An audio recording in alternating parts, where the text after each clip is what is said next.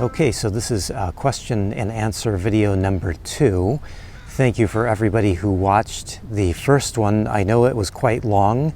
I just decided not to edit it and to put it out, and mostly because I was trying to answer everybody's questions. Fortunately for me, don't have too many more questions, but there are a few, so I thought I'd do a second question and answer. And probably a good thing, keep it short. So the first question is from George Sears, and maybe I can just read it here. Seattle and LA are going a little nuts raising money for homeless issues. I don't think they are being very efficient. I would agree on that. What do you think these cities should do to work with people living in their vans or RVs, and maybe encourage it up to a point? And then you have some ideas about parking in areas near parks and empty parking lots, which I think is a pretty good idea. On the one hand, I kind of feel like I shouldn't really be commenting on this because, and I know you understand this, George, but I am not, at least I don't consider myself to be homeless. What I'm doing, in my opinion, is not anywhere near being homeless, but I know that we kind of get wrapped up in the same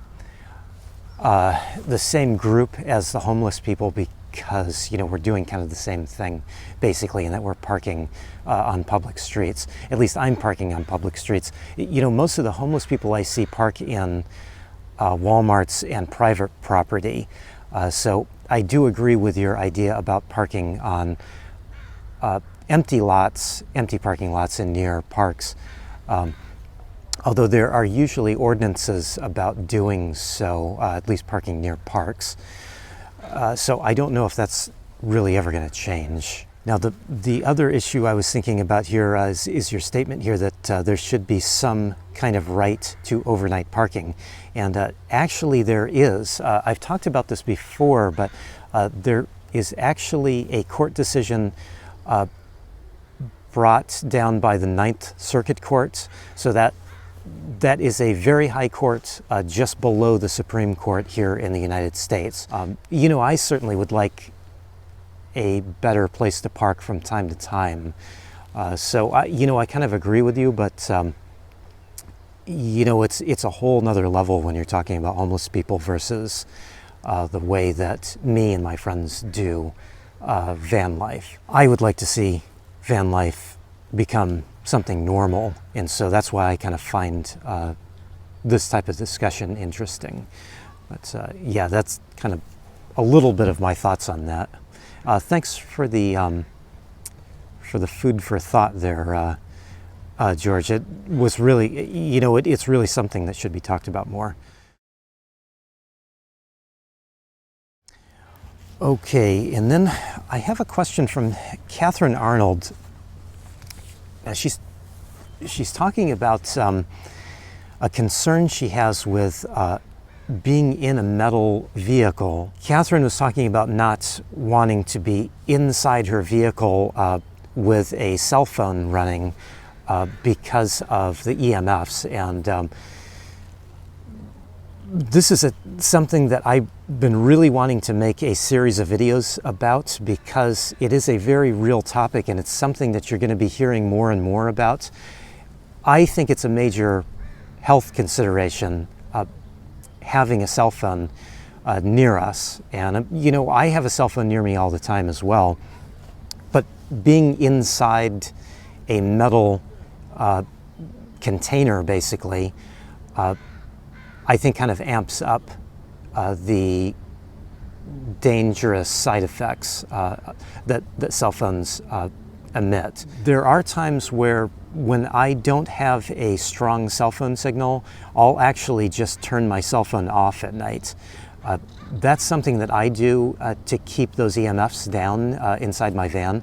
And I know probably some of you are rolling your eyes at the moment. Some of you have no idea what we're talking about.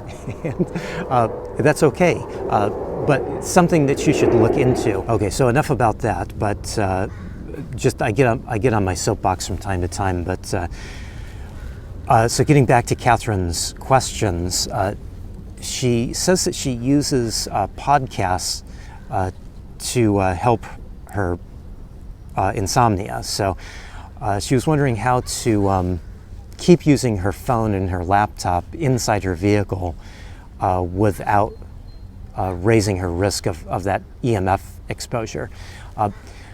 I used to use YouTube Red as a way of storing some videos and music on my phone that I wanted to watch later that I didn't need a cellular connection. I think YouTube Red is now changing a bit, and so I'm not sure that you're going to be able to do that in the future. I know that there are some apps that people have talked about, and I just have never really looked into them, because my idea was that if I have a time where I'm going to be away from a good cell signal, I would just use that as a break from looking at my phone. You know, if I don't have cell service, put my phone down and I do something else. I know that maybe there's an idea that you might want your phone on for some security reasons, but yeah, in my opinion, it's just the best way to go. But maybe if somebody else is watching, they can put down in the comments apps or ways that they've found that they can use their phone or laptop without an internet connection, because that would be helpful, I think, for all of us. Okay, and then I've got a question from Fit for Adventure. He says, since you have to work and live in the city, would city life still be your choice if you didn't have to work and had an income source? Would you prefer to boondock mostly or continue to park on city streets? Yeah, and then you ventured a guess as to what I would do, and actually you are right. I would do both. At least with my current van, it is fairly difficult for me to be away from the city for too long. I just don't have a lot of storage for water and food and supplies, and so being in the city is much easier. The other thing is that, at least on a personal level for me, I like the convenience of being at least near a city. I've talked before about being close to Trader Joe's or really any kind of grocery store, preferably health food store. But you know, if I get a craving for something food-wise, I want to be able to just go and get it. If I'm feeling lazy and I don't want to cook, I want to be able to go out to eat. I do like the convenience of being near a city and having all of that infrastructure close by. Now the other thing is that I do get irritated and annoyed and just tired of the hustle and bustle of the city and people. You know, most cities are not very clean. Most cities are not very friendly, and so I do try to get out. So, you know, I do like to get out and boondock, or at least hike for a day.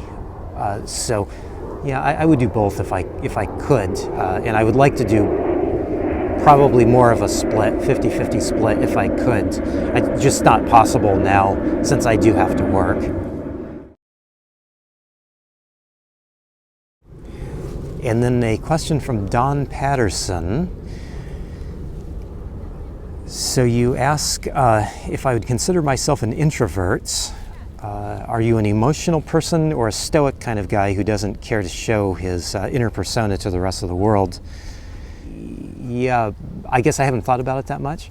But no, I wouldn't consider myself stoic, but I definitely am an introvert. It's probably why I like a lot of time away from people and away from the city, but it's just a guess.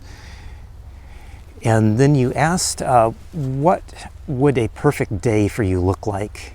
And that is a very good question that I would love to be able to give a great answer to, and I don't think I can, other than to say that most days, at least probably, I should probably say most days that I'm not working are a perfect day for me.